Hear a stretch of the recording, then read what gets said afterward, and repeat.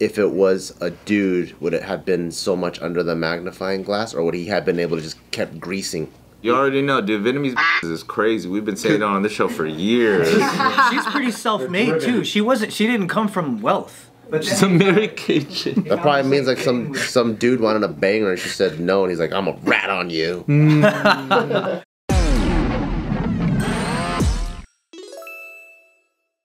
Alright, some Vietnamese news, man. Oh no. Oh, why you gonna say oh no?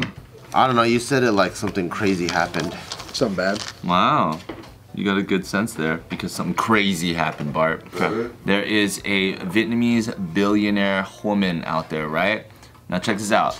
They are definitely a country that has a death penalty, obviously for, you know, the regular crimes of things like murder or rape or whatever, stuff like that, right?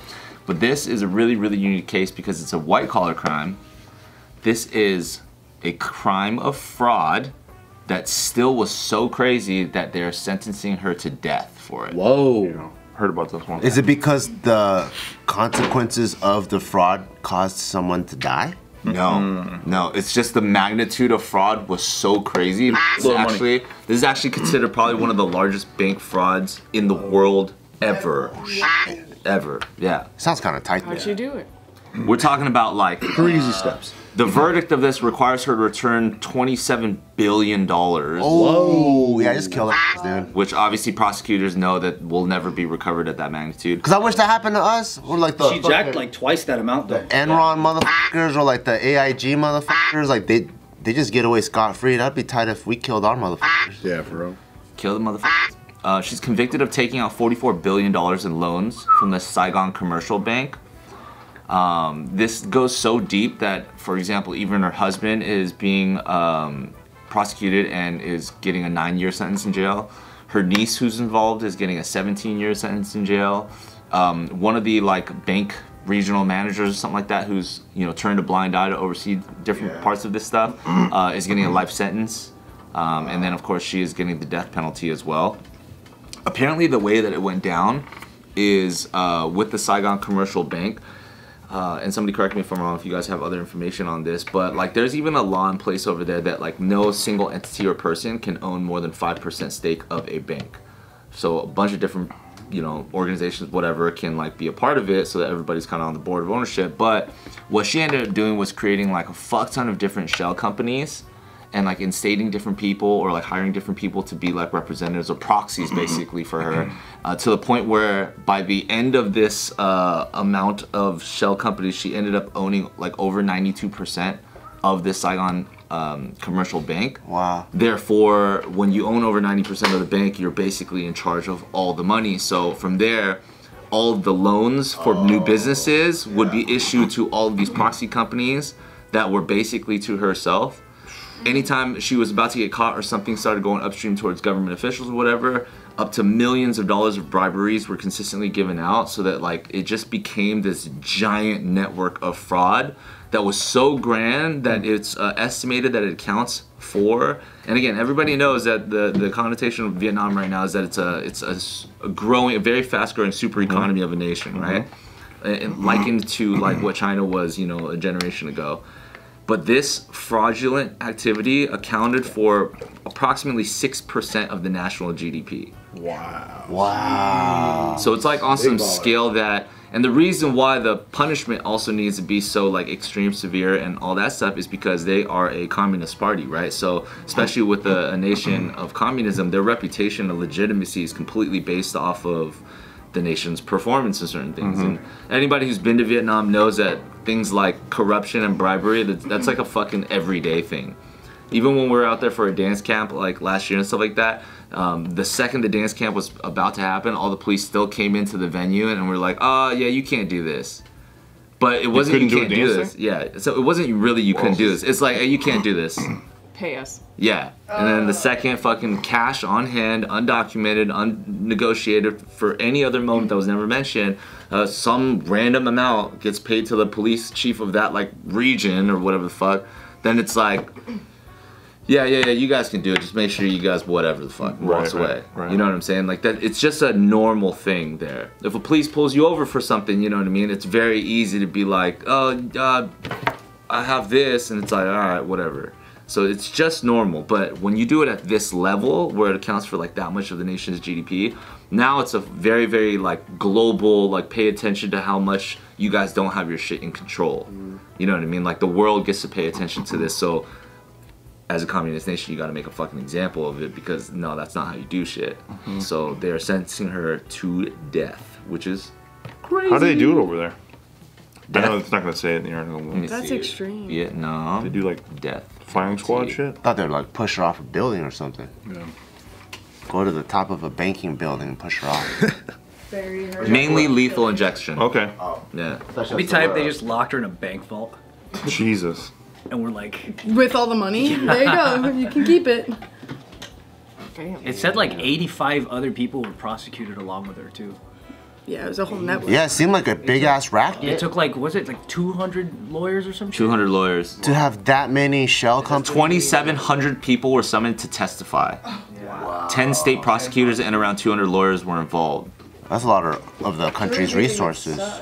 Yeah. Oh my god, yeah. Jury duty, you're there for like 3 Eight years.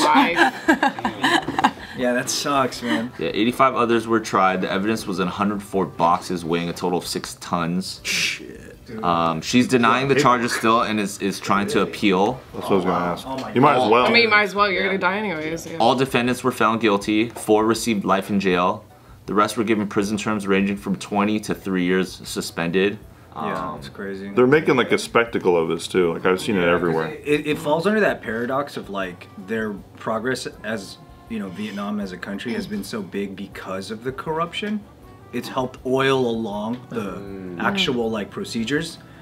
And so it's like that they're running into that situation now where it feels like, oh, the more bureaucracy comes in and regulates everything, the slower things are gonna get for like Vietnam's progress. Yeah. So which way do you really do it? You know, like, yeah, it's a little corrupt, but look how far we came. Look how fast you can go. Yeah. It's like a weird thing. And also it said that like a lot of the bureaucrats don't want to step in because it makes it look like they're complicit in the corruption.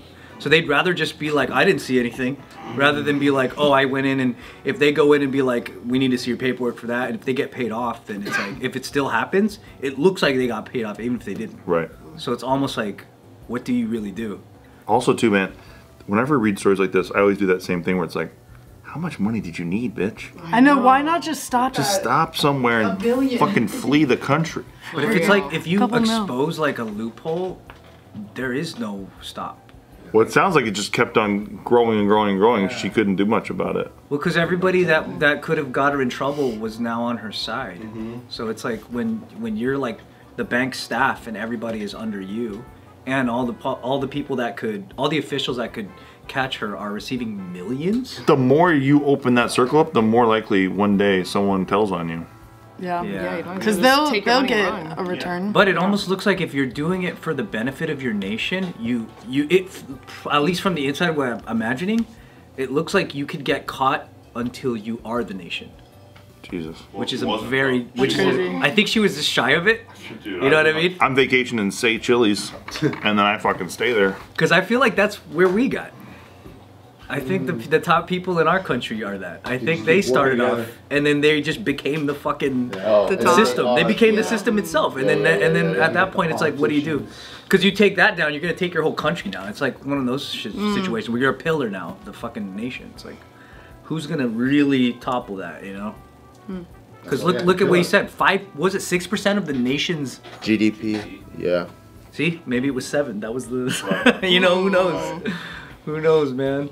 They are undergoing right now currently a very like kind of anti-corruption campaign led by the Communist Party Secretary General.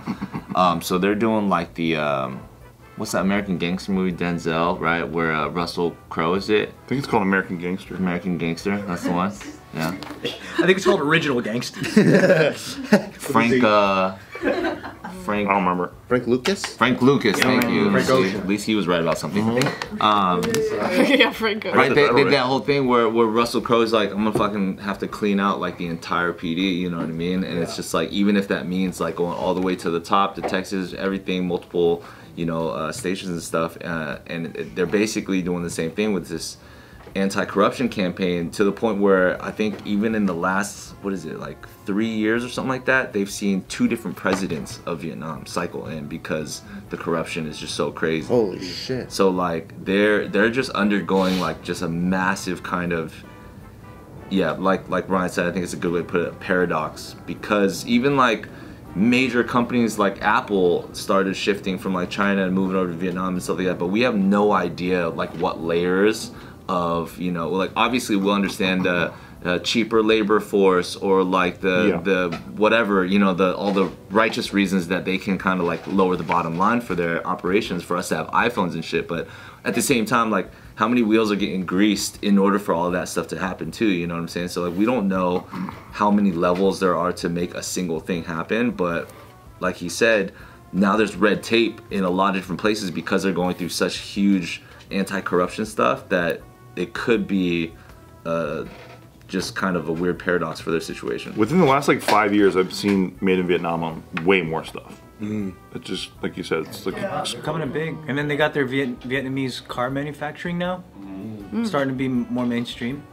What was it? I think it was either you or you were telling me about the biggest real estate company in the world is Japanese. Japanese, yeah. Like Woodside.